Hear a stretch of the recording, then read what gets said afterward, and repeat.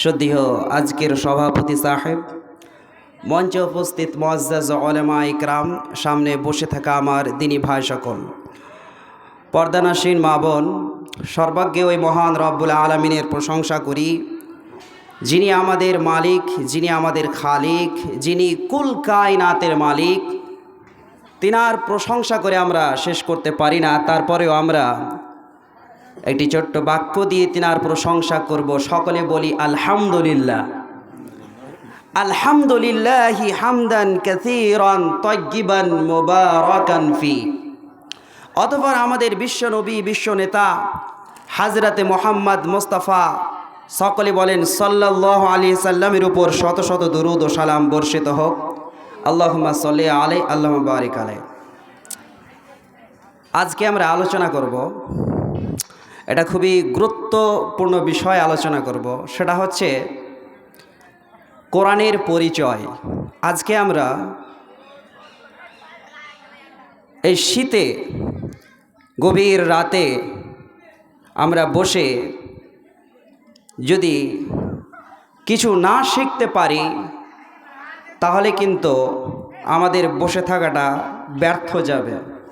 আমরা আলোচনা করব যেমন এই কোরআনের অর্থ কী, কোরআন এর অথরকে, রাইটারকে, কার প্রতি নাজিল হয়েছিল, কিভাবে নাজিল হলো, কেন নাজিল হলো, কি বলা হচ্ছে, কখন নাজিল হলো, এর কারণটা কি, এই কোরআনে কি বলা হচ্ছে, এই কোরআন কতদিন ধরে নাজিল হয়েছিল।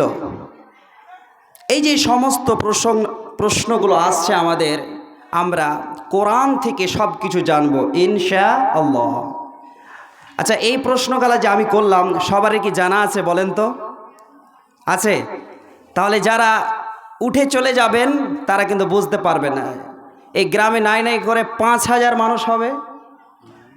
মানুষ সাহেব কত? 5,000। এখানে সন্ধ্যা থেকে আপনারা বক্তব্য শুনছেন, তাই তো?